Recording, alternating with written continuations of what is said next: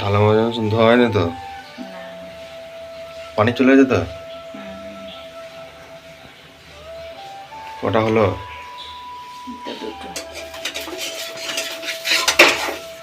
একটু তেল দিলে কি হয় জানো তো, খেতেটা না ভালো লাগে, মানে সাদা সাদা হয়ে রয়েছে, একটু যদি তেল লেগে থাকতো ভালো লাগতো। ফ্রেন্ডস, কেমন আছো? আশা করি তোমার সকলেই ভালো আছো। তো আমিও ভালো আছি। এখন বাজে সকাল 9টা, অনেক দেরি করেই ওঠা হয়েছে। আমার আগে তোমার বৌদি ভাই উঠে পড়েছিল, তো সে সংসারিক কাজ করতে শুরু অলরেডি করে দিয়েছে। তো চলো তোমার বৌদি ভাই সকালবেলায় কী করছে তো তোমাদেরকে দেখাই, চলো। আমার বৌদি ভাই এমনি দেরি করে উঠেছে, তো আমিও উঠেছি। তো বাচ্চাদের জন্য তোমার বৌদি ভাই ওদের জন্য খাবার বানাচ্ছে। তো আমাকে বললো তাহলে বিছানাগুলো একটু তুলে দাও না, লেট তো হয়েছে, তাহলে দেরি হয়ে যাবে আমার। তো চলো আমি বিছানাপত্রগুলো একটু তুলে দিই, তাতে করে তোমার বৌদি ভাইয়ের কাজ যদি একটু হালকা হয়। তো অলরেডি আমি তো বিছানাপত্র গোটাতে আমি শুরু করে দিয়েছি। তো মশারিটাকে ভালো করে গোছাতে হবে, আর একবার ঝেড়েও নিতে হবে, কারণ ঝাড়লে যে ভিতরে দু একটা যা মশা ভেতরে থাকে সেগুলো বেরিয়ে যায়। আর না ঝাড়লে সে মশাগুলো আবার রয়ে যায়, যখন কাটাবো তখন হয়তো রয়ে যায়। তো শুধু গোছালেই হবে না, ভালো করে সুন্দর করে শেপ সাইজ করে গোছাতে হবে, যাতে তার পছন্দ হয়। কারণ উল্টা পাল্টা করে এসে গোছ করে আর পেপারে মুড়ে ঢুকিয়ে দিলে তো হবে না। তো সুন্দর করে আমি গুছিয়ে দিলাম। তারপরে বালিশপত্রগুলো সব রয়েছে, তো তুলে এক এক করে, তো অলরেডি একটা একটা করে বালিশগুলোকে সব সাজিয়ে রাখছি, পরে পটে একসঙ্গে তুলে রেখে দেবো। আর একটা গায়ে দেওয়া হালকা কম্বল আছে, মানে ভোরের দিকে একটু শীত শীত করে, তো ওই কারণে একটা নিয়ে রাখা হয়, আর একটা গায়ে হালকা করে চাপানো হয় ভোরের দিককে। তো ওটা খুব ভালো করে সুন্দর করে গুছিয়ে পাট করে গুছিয়ে নেওয়া হচ্ছে। তো আমার প্রায় মোটামুটি আমার গোছানো প্রায় বিছানাপত্র রেডি প্রায়, শুধু একটা কার্পেট আছে। তো কার্পেটটাকে শুরু করে গোল করে গুটিয়ে নেবো, দিয়ে যদি ঝাঁটপাট দেওয়ার হয় তো দেবো, নাহলে এখন দেবো না আর। তো বাইরে দুটো বড় বড় গাছ আছে, তো একটা জাম গাছ আর একটা আম গাছ, এত পাতা পড়ে। হালকা হালকা ঝড় হয়েছিল, প্রচুর পাতা ঝাড় দিয়ে তোমার বলতে পারি এখন জড়ো করে দিয়েছে, এখন হয় ফেলতে হবে নাহলে রেখে দিতে হবে এরকম। তো ছেলেরা খাওয়া দাওয়া করবে, স্কুল যাবে, তো ভাত থাকে না, তো বলে যে দোকানে নাস্তা করে দিচ্ছে পিঠে, তো ওরা খেয়ে দিয়ে স্কুল চলে যাবে। করছো যত অত দুটো আর কটা হবে এটা? পেটিকে মুখটা দেখে কেমন লাগছে।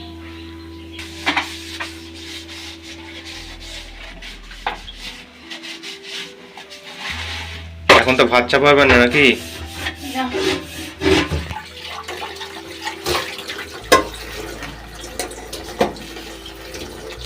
এত রান্না করতে দেবো।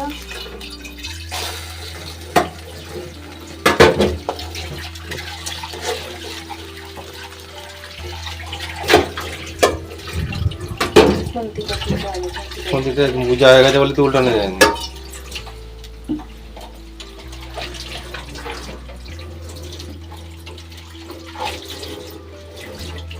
এত মোটা হয়ে গেছে খুন্তির মুখটা হয়েছে।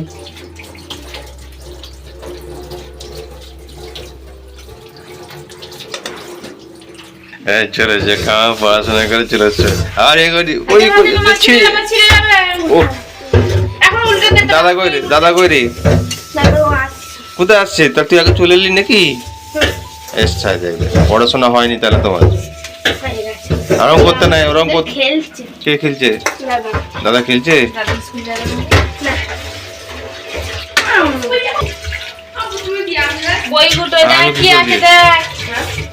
দিয়া তো চাবি দুজনে যাস, তো আমি আর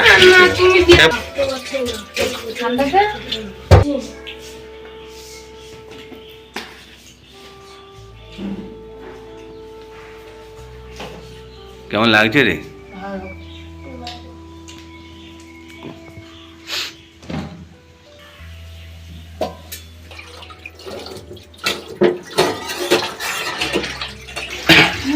চালটা চকুটো হাতে করে, তবে ভাতটা যখন হবে তখন সাদা হবে।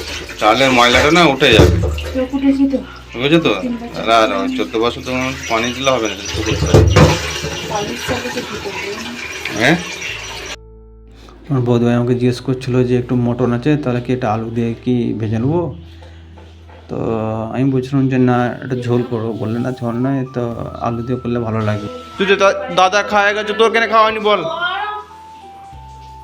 দেখ তোকে, দেখ সবাইকে দেখাবো। হুম, দাদা তো ছিল অনেকগুলো, সব বার করে নিয়ে গেছে, একটা নাই আর। একটাও না। আমি লিনি, ও বলছে ও দুটো তোকে নিয়েছে। কে লিয়েছে বল, এবার বল ও নিয়েছে, কে লিয়েছে, বল নাম বল। আচ্ছা দাদা সব খাতা লাইন নাকি অতগুলো ওই খাতা? সব নিয়ে গেছে। আমার এটা বেড়া নিয়ে নেবো, পিটাই দিয়ে। আচ্ছা লাস্টে দেবে নাকি একবারে? না আমি লাইব নি এখন। তোর এত রাগ কিসের? অনেক ছোট, সবসময় মানুষের রাগ ঠিক থাকেনি, আর তোরা মানুষের রাগটা এত বাড়িয়ে দিবি। হ্যাঁ,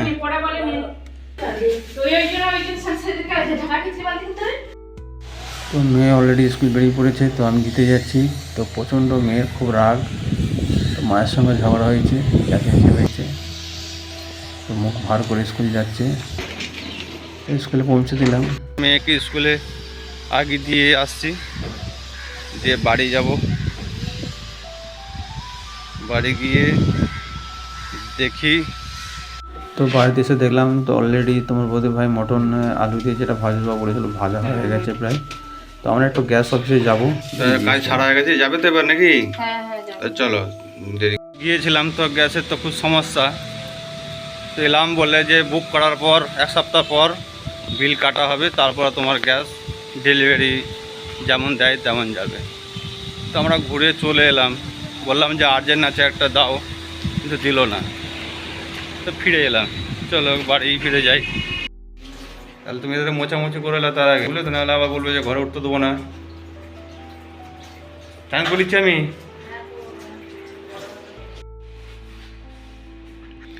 জানলাগুলো একটু ভালো করে মুছো, কালকে ঝড় হয়েছে তো, ওকে ঝড় হয়েছে, প্রচুর ধুলো হয়ে রয়েছে দেখো।